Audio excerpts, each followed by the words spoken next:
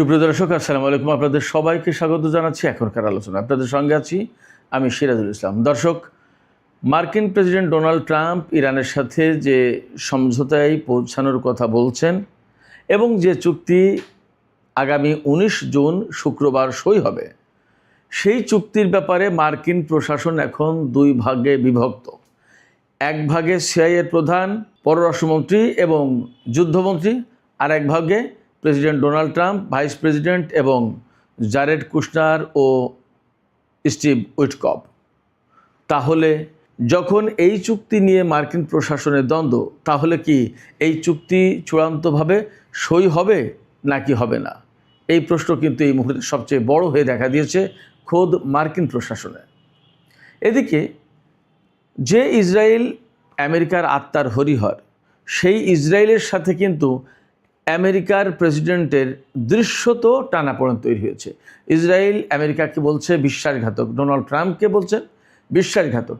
এপাশে Donald Trump বলছে আমি যদি না থাকতাম তাহলে ইসরায়েল থাকতো না, নেতানিয়াহু থাকতো না, নেতানিয়াহুকে জেলে থাকতে হতো। এবং ডোনাল্ড ট্রাম্প বলছেন যে আমি যা করেছি সাহস নিয়ে, আমেরিকার কোনো প্রেসিডেন্ট ইসরায়েলের জন্য তা করেনি বা করে না।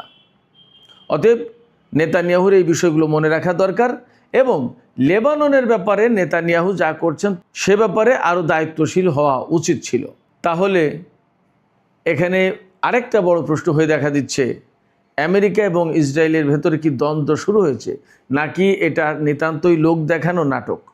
সুপ্রিয় দর্শক, এখনকার ভিডিওতে এই দুটো বিষয় নিয়েই মূলত আলোচনা করব, সাথে সাথে লেবানন, ইসরায়েল এবং ইরান প্রসঙ্গও থাকবে। আশা করি ভিডিও ভালো লাগবে আপনাদের। আর ভিডিও যদি ভালো লাগে তাহলে লাইক, কমেন্ট, শেয়ার করবেন এবং চ্যানেলটি সাবস্ক্রাইব করে সাথেই থাকবেন। দর্শক, চলুন মূল আলোচনায় চলে যাই। দর্শক, প্রথমে বলছিলাম ইরান এবং আমেরিকার মধ্যে যে সমঝোতা চূড়ান্ত হয়েছে, আজকে 16 জুন 2026 মঙ্গলবার। আগামী 19 জুন 2026 শুক্রবার সুইজারল্যান্ডের জেনেভা শহরে এই চুক্তি সই হওয়ার কথা। চুক্তি সইয়ের অনুষ্ঠানে মূলত হোস্টিং করবে পাকিস্তান।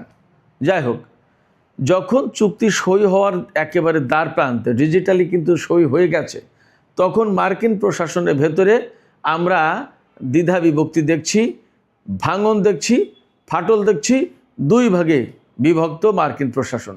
একদিকে প্রেসিডেন্ট ডোনাল্ড ট্রাম্প এবং ভাইস প্রেসিডেন্ট জেডি ভ্যান্স, সাথে রয়েছেন ডোনাল্ড ট্রাম্পের জামাতা জারেড কুশনার এবং পরমাণু আলোচক বা ইরানের সাথে যিনি আলোচনায় নেতৃত্ব দিয়েছেন মূলত, তিনি হচ্ছেন স্টিভ উইটকফ, বিশেষ প্রতিনিধি।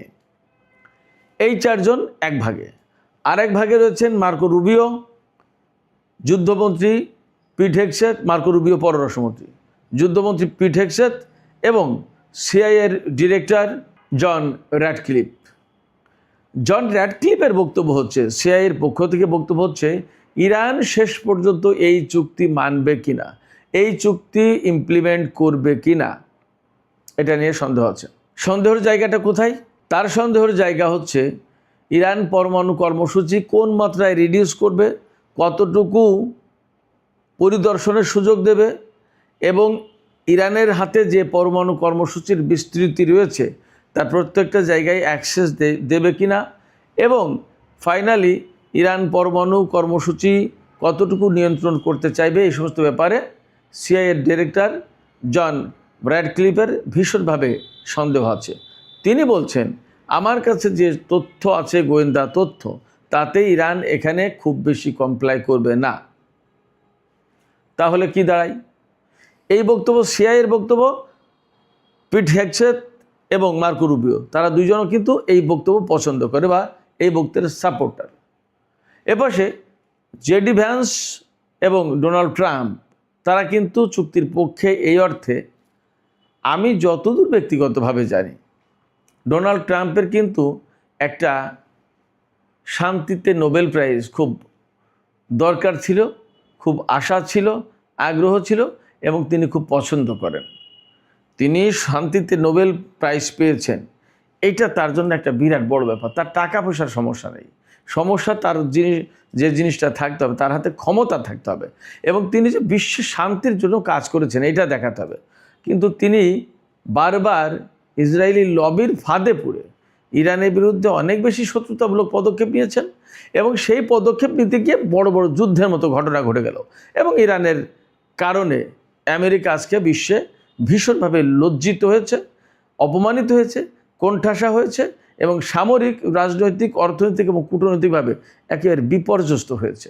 এটা আমার ব্যক্তিগত বিশ্লেষণ না, শুধু সারা বিশ্বের বিশ্লেষকরা এইভাবেই বলছেন। ইসরায়েলের ফাঁদে পড়ে, ইসরায়েলের বুদ্ধি পরামর্শ পড়ে, ইসরায়েলি লবির কারণে আসলে মার্কিন কোনো প্রেসিডেন্টের পক্ষেই ইসরায়েলি লবির বাইরে আসা সম্ভব না। তো যাই হোক, মার্কিন প্রশাসন যখন ইরানি এই চুক্তি নিয়ে দ্বিধাবিভক্ত, দুই ভাগে বিভক্ত, তাহলে কি হবে প্রশ্ন কিন্তু এখানে আসছে। তাহলে কি হবে? তাহলে কি হবে এই সিদ্ধান্তে যাওয়ার আগে আমরা ইসরায়েলের সাইড থেকে কিছু কথা আমরা দেখে আসি, শুনে আসি, জেনে আসি। ইসরায়েলের প্রধানমন্ত্রী বেনিয়ামিন নেতানিয়াহু এই চুক্তির সরাসরি সমালোচনা করলেও তিনি বলেছেন যে লেবাননে ইসরায়েলের দখলদারিত্ব, অর্থাৎ লেবাননের যে অংশ ইসরায়েলের সেনাবাহিনীর নিয়ন্ত্রণে রয়েছে, ঢুকে পড়েছে, সেই জায়গা ইসরায়েলের সেনাবাহিনীর হাতে থাকবে, অধীনে থাকবে, তারা ছাড়বে না। আর ইসরায়েলের কোনো মন্ত্রী বা ইসরায়েলের পক্ষ থেকে কমনলি বলা হচ্ছে যে ডোনাল্ড ট্রাম্প বিশ্বাসঘাতক, তিনি ইসরায়েলের সাথে বিশ্বাসঘাতকতা করেছেন। প্রশ্ন হচ্ছে কেন তিনি বিশ্বাসঘাতক এবং কিভাবে বিশ্বাসঘাতকতা করলেন, কোন কারণে বলছে ইসরায়েল?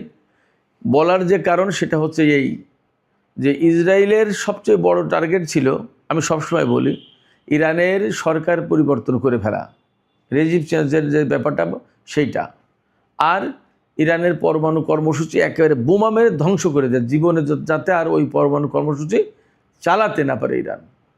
আর ইরানের হাতে যে ইউরেনিয়াম আছে, সমৃদ্ধ ইউরেনিয়াম, এইগুলো হয় বোমা মেরে ধ্বংস করে দেয়া, আর না হয় যেভাবে হোক ইরানের কাছ থেকে ছিনিয়ে নেওয়া।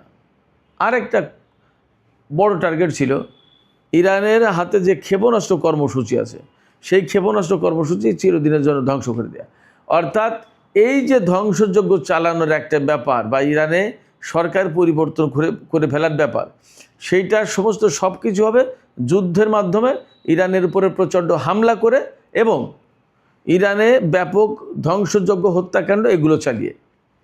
ইরানের সরকার পরিবর্তন করতে হলে ইরানের নেতাদের একদম টপ যত লিডার সব হত্যা করে ফেলতে হবে, নাম্বার 1। নাম্বার 2, পরমাণু কর্মসূচি, ক্ষেপণাস্ত্র কর্মসূচি এবং এনরিচড ইউরেনিয়ামের যে স্টক পাইল, যে তাদের হাতে যে মজুত করা সমৃদ্ধ ইউরেনিয়াম আছে, এগুলো কি করতে হবে? সবগুলো বোমা মেরে ধ্বংস করতে হবে। অর্থাৎ বোমা মেরে, ক্ষেপণাস্ত্র মেরে পুরো ইরানকে মাটির সাথে মিশিয়ে দেওয়ার টার্গেট, লক্ষ্য, ইচ্ছা, আশা, আকাঙ্ক্ষা ছিল ইসরায়েলের। এটা হলো মূল কথা। তাছাড়া তো কোনোভাবে এগুলো সম্ভব ছিল না। তো এইগুলো করার জন্য তারা কিন্তু তাদের মতো করে যথাসাধ্য চেষ্টা করেছে। আপনারা কি মনে করেন বা এটা কি ভাবার কোনো কারণ আছে যে ইরানের সাথে যখন আমেরিকা এবং ইসরায়েল যুদ্ধ শুরু করেছে, তখন প্রেমের বাণী নিয়ে, ভালোবাসার ফুল নিয়ে অথবা মিষ্টি মিষ্টি কথা বলার জন্য কে এসেছিল? তাদের সাধ্য যা ছিল, সাধ্যের সর্বোচ্চ চেষ্টা করে ওই 40 দিনের যুদ্ধে সাধ্যের সর্বোচ্চ চেষ্টা করে ইরানকে মাটির সাথে মিশিয়ে দেওয়ার চেষ্টা করেছে। কিন্তু ইরানের প্রতিরোধের মুখে, ইরানের সাহসিকতা, দৃঢ়তার মুখে সেগুলো পারেনি। This is reality, this is fact. সেক্ষেত্রে ইসরায়েল এবং আমেরিকা যখন পারেনি এবং ডোনাল্ড ট্রাম্প দেখেছে যে ইসরায়েলের কারণে তার অর্থনীতির 12টা বেজে যাচ্ছে, তার যে ক্ষেপণাস্ত্রের স্টক পাইল, যার ক্ষেপণাস্ত্রের যে মজুদ ছিল তা শেষ হয়ে যাচ্ছে, চীন বা রাশিয়ার সাথে যদি যুদ্ধ করতে হয় তাহলে সে কী দিয়ে করবে? বা বড় রকমের যদি কোনো সমস্যা ফেস করতে হয় তখন সে কী করবে? তার তো টোটাল স্টক পাইল শেষ হয়ে যাচ্ছে, ইউক্রেনের পেছনে ব্যয় হচ্ছে। ইসরায়েলকে গত 2-3 বছর ধরে একাধারে গাজা, লেবাননের বিরুদ্ধে যুদ্ধ করার জন্য দিচ্ছে, আবার ইরানের সাথে যুদ্ধ করতেছে। এখন এই পরিস্থিতি, এখন ইসরায়েলকে ঠেকাবে নাকি আরব অঞ্চলে যত ঘাঁটি আছে সেইটা ঠেকাবে, নাকি সেই ইরানের বিরুদ্ধে যুদ্ধ করবে? কোনটা করবে? আমেরিকা ইরানের সাথে যুদ্ধ করতে এসে কার্যত দিশেহারা হয়ে গেছিল। এই অবস্থায় সে আর কি করতে পারে? 40 দিনের যুদ্ধের পরেও যখন ইরানের পক্ষ থেকে বরং আরও বেশি মারাত্মক প্রতিরোধ আসছে এবং তাদের অস্ত্রভাণ্ডার শেষ হয়ে আসছে, এই পরিস্থিতিতে যুদ্ধবিরতি করা ছাড়া আর সামনে কোনো উপায় ছিল না। এটা গেল 1। 2 হচ্ছে তেলের দাম, পণ্যমূল্যের যে পরিস্থিতি, ঊর্ধ্বগতি, মূল্যস্ফীতি, মুদ্রাস্ফীতি, সমস্ত সব কিছু ঘটছিল এবং আমেরিকার জনগণ ভীষণভাবে ক্ষেপে যাচ্ছে। নট অনলি দ্যাট, সবচেয়ে বড় আর একটা ইঙ্গিত যেটা, আমেরিকায় প্রতিদিন লাফিয়ে লাফিয়ে ইহুদি বিদ্বেষ বাড়ছে। ইসরায়েল বিদ্বেষ বাড়ছে, প্রচণ্ড রকমের জনগণের ভিতরে ক্ষোভ ইসরায়েল এবং ইহুদিদের বিরুদ্ধে, এবং আমেরিকার সাধারণ জনগণ থেকে শুরু করে সরকারি কর্মকর্তা অনেকেই, এমনকি সেনাবাহিনীর লোকজন, তারা ম্যাক্সিমাম লোক বলছে যে এই যুদ্ধ ইসরায়েলের, যুদ্ধ আমেরিকার না। আমেরিকার মাটির জন্য, আমেরিকার জনগণের জন্য, আমেরিকার অর্থনীতির জন্য, আমেরিকার সুনাম সুখ্যাতি ধরে রাখার জন্য এই যুদ্ধ করার জন্য এটা করা হচ্ছে সম্পূর্ণভাবে ইসরায়েলের জন্য। ফলে ডোনাল্ড ট্রাম্প কিন্তু ভীষণ বিপদে পড়ে গেছে দেশের ভিতরে, এবং এই যে সংকটগুলো আমেরিকার ভেতরে তৈরি হয়েছে, এই সংকটগুলো তৈরি হওয়ার কারণে রাজনৈতিকভাবে রিপাবলিকান দল, প্রেসিডেন্ট ট্রাম্প সংকটে পড়ে গেছে। এবং সামনে যে, আমি আবারও বলি, সামনে যে মিড টার্ম ইলেকশন, সেই ইলেকশনে যদি ডোনাল্ড ট্রাম্পের দল ভরাডুবি ঘটে, তাহলে কিন্তু ভয়ঙ্কর বিপদে পড়বে। তার যথেষ্ট সম্ভাবনা আছে ইমপিচমেন্টের। ফলে এই সমস্ত অনেক কিছু বিবেচনা করে, শুধু এইগুলো না, আন্তর্জাতিক অঙ্গনে আমেরিকার কূটনীতি, আমেরিকার সামরিক সক্ষমতা, তার অস্ত্রের ধার ভার, তার অস্ত্রের বাজার, তার রাজনৈতিক প্রভাব, সমস্ত সব কিছু তো ধ্বংস হয়ে যাচ্ছে। শুধু তাই না, মধ্যপ্রাচ্যে আমেরিকার ঘাঁটিগুলো যেভাবে ইরান ধ্বংস করে চলেছে একের পর এক, এতে তো তার মান মর্যাদা, তার অবস্থান সব শেষ হয়ে যাচ্ছে। মার্কিন বাহিনী টিকতেই পারেনি। দিস ইজ রিয়েলিটি ভাই, এটা কোনো আবেগের কথা না। যার কারণে তো চুক্তির জন্য পাগল হয়ে গিয়েছিল। এখনও ইরান বলছে যে যদি লেবাননে এই চুক্তি পুরোপুরি বাস্তবায়ন না হয়, লেবাননে যদি পুরোপুরি যুদ্ধবিরতি না হয়, লেবানন থেকে যদি ইসরায়েল দখলদারিত্ব প্রত্যাহার না করে, ইসরায়েল থেকে যদি লেবানন সেনা সরিয়ে না নেয়, তাহলে এই চুক্তি বাস্তবায়ন হবে না। তার মানে ইরান কিন্তু বলছে যে এই চুক্তি বাস্তবায়ন হবে কি হবে না, এটা আমাদের ব্যাপার না, এটা সম্পূর্ণ আমেরিকার ব্যাপার। আমেরিকার উপর নির্ভর করছে। আমেরিকা যদি এই চুক্তি বাস্তবায়ন করে তবেই হবে, নাইলে না। তার মানে ইরানের পক্ষ থেকে এই রকম কোনো দায়বোধ নেই যে এই চুক্তি বাস্তবায়ন করতেই হবে, না হলে হলো, না হলে না হলে। দে আর রেডি টু ফাইট। তারা যুদ্ধের জন্য প্রস্তুত। যুদ্ধের আকাঙ্ক্ষা তাদের ভেতরে নেই। ইরান এই কথা বলছে যে চুক্তি হলো, চুক্তি বাস্তবায়ন করার দায়িত্ব তাদের। যদি তারা না করে, তাহলে আমরা চুক্তি বাস্তবায়নের দিকে যাব না, আমরা যুদ্ধের দিকে যাব। যা করলে এরা শান্ত হয় তাই করব। ফলে ডোনাল্ড ট্রাম্প দেখেছে ইরানের সাথে বিশ্বের সামনে যদি মুখ উঁচু করে দাঁড়াতে হয়, তাহলে যুদ্ধবিরতি করা ছাড়া উপায় নেই। দেখেননি যুদ্ধের ভেতরে যখন চীনে গেছে, চীনের প্রেসিডেন্ট ডোনাল্ড ট্রাম্পকে বলেছিল যে America is a decline nation. America একটা ক্ষয়িষ্ণু শক্তির দেশ, একটা ক্ষয়িষ্ণু শক্তি, তার খুব একটা মূল্য নেই। এবং ডোনাল্ড ট্রাম্পকে তো পাত্তাই দেয়নি চীনে যখন সফরে গেছে। কেমন? তো সব কিছু মিলে আন্তর্জাতিক অঙ্গন তাদের যে পরিস্থিতি, এবং সামরিক বাহিনী যখন এরকম ইরানের বিরুদ্ধে পেরে উঠছে না, তখন তো তার সামরিক সক্ষমতা এবং তার অস্ত্র কতটা কার্যকরী, সেই প্রশ্ন বড় হয়ে দেখা দিয়েছিল। এই জন্য ডোনাল্ড ট্রাম্প জরুরি ভিত্তিতে আমেরিকাকে বাঁচাতে, আমেরিকার জাতিকে, আমেরিকার সামরিক বাহিনীকে, আমেরিকার সারা বিশ্বে প্রভাব প্রতিপত্তি, অস্ত্রের বাজার এগুলো বাঁচানোর জন্য ডোনাল্ড ট্রাম্প চুক্তি করতে বাধ্য হয়েছে। কিন্তু ইসরায়েলের মনোবাসনা হচ্ছে ইরানের সরকার তো ধ্বংস করতে পারলাম না, সেই একই গান। ইরানের ক্ষেপণাস্ত্র কর্মসূচি তো ধ্বংস করতে পারলাম না, ইরানের পরমাণু কর্মসূচি তো ধ্বংস হলো না, তাহলে কি হলো? তাহলে যুদ্ধের লক্ষ্য তো অর্জিত হলো না, তাহলে কি হবে? অতএব তারা এই চুক্তিতে স্যাটিসফাইড না, সন্তুষ্ট না। এবং ইসরায়েল মনে করছে যে ডোনাল্ড ট্রাম্পকে বা আমেরিকাকে যে বিশ্বাসঘাতক বলে মনে করছে। কেন মনে করছে? মনে করছে এই কারণে যে আমরা যা চেয়েছিলাম তা না করে ডোনাল্ড ট্রাম্প আমাদেরকে বাদ রেখে ইরানের সাথে চুক্তি করে চলে গেল, তাহলে কি হলো? আমাদেরকে বাদ দিল এবং লেবাননে আমরা যুদ্ধ করে জায়গা দখল করবো, হিজবুল্লাহকে শেষ করে দেবো, গাজা নিয়ে নেব, ইরানকে দখল করে ফেলবো, সমস্ত সব কিছু করবো। এখন ডোনাল্ড ট্রাম্প রণে ভঙ্গ দিয়ে চলে যাচ্ছে, আমাদেরকে ফেলে রেখে কীরকম হলো? এই কারণে বিশ্বাসঘাতক বলছে। এবং ফ্যাক্ট হচ্ছে আমেরিকায় মার্কো রুবিও, আমি সবসময় বলে আসছি, আপনারা নিশ্চয়ই খেয়াল করতে পারেন, মার্কো রুবিও, পিট হেগসেত, এরা কিন্তু যুদ্ধবাদী লোক, এরা কূটনৈতিক প্রক্রিয়ায় আগ্রহী না। জেডি ভ্যান্স এই জায়গায় তুলনামূলক বেটার। তিনি কিন্তু আজকেও বলেছেন যে ইরানের সাথে যে আমাদের সংকট, এই সংকট কূটনৈতিক প্রক্রিয়ায় শেষ করা, সমাধান করা সম্ভব। কিন্তু মার্কো রুবিও এবং পিট হেগসেত তারা প্রকৃতপক্ষে হকিশ, তারা যুদ্ধ করে সমস্ত সব কিছু করতে চায়। বাট অ্যাকচুয়ালি যা পরিস্থিতি, আমেরিকা ইরানকে আর কখনো যুদ্ধ করে পরাজিত করতে পারবে না, যা পরিস্থিতি। শুধু তাই না, ইরান হরমুজ প্রণালী দিয়ে যে খেলা দেখিয়েছে, তাতেই তো কাজ। এক হরমুজ প্রণালী কন্ট্রোল করতে পারলেই তো সারা বিশ্ব কন্ট্রোল। ফলে আমেরিকার পক্ষে চুক্তি ছাড়া বিকল্প কোনো পথ ছিল না। এখন এই চুক্তি বাস্তবায়ন হবে কি না সেটাই বড় প্রশ্ন। ইসরায়েল ডেফিনেটলি এই চুক্তি যাতে বাস্তবায়ন না হয়, যাতে চুক্তি ভিন্ন দিকে চলে যায়, এখনও তো সময় আছে, আজকে তো মঙ্গলবার, শুক্রবার পর্যন্ত 2-3 দিন সময়, এর ভিতরে অনেক কিছুই ঘটাতে পারে। ডোনাল্ড ট্রাম্প এখানে কতটুকু সিরিয়াস থাকতে পারে, মার্কিন প্রশাসন কতটুকু আন্তরিক থাকতে পারে এই চুক্তি বাস্তবায়নের উপর, তার উপরেই এই চুক্তি চূড়ান্তভাবে সই হবে কিনা, বাস্তবায়ন হবে কিনা, মধ্যপ্রাচ্যে শান্তি আসবে কিনা তার উপরে ডিপেন্ড করছে। এবার সে কাতার কিন্তু বলেছে যে মধ্যপ্রাচ্যে শান্তি, স্থিতিশীলতা, নিরাপত্তা রক্ষার জন্য এবং আস্থা বা বিশ্বাস পুনর্গঠনের জন্য ডায়ালগ প্রয়োজন।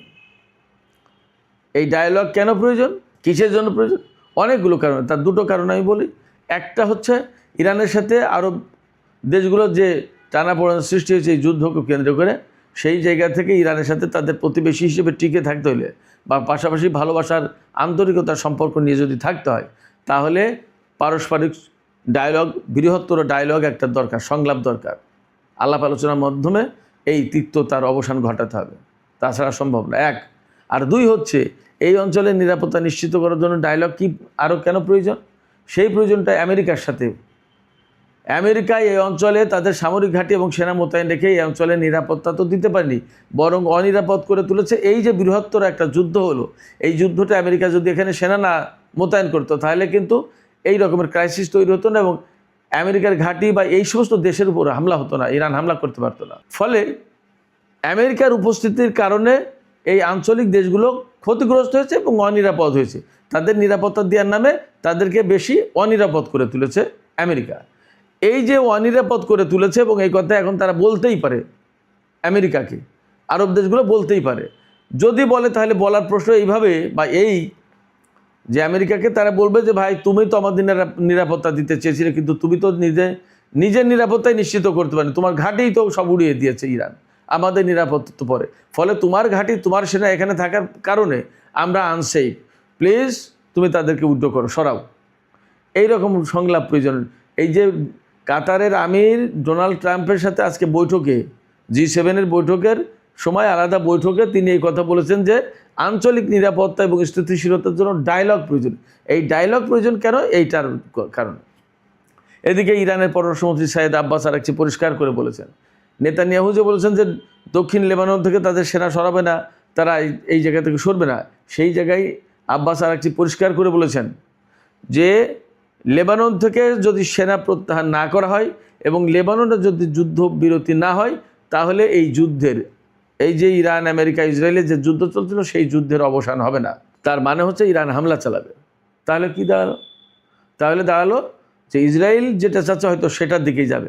এখানে রোল প্লে করতে হবে ডোনাল্ড ট্রাম্পকে। ডোনাল্ড ট্রাম্প যদি ইসরায়েলকে বলে যে no, you can do that, তুমি ইরানের সাথে বা লেবাননের সাথে আর যুদ্ধ করতে পারো না, হিজবুল্লাহর সাথে যুদ্ধ করতে পারো না।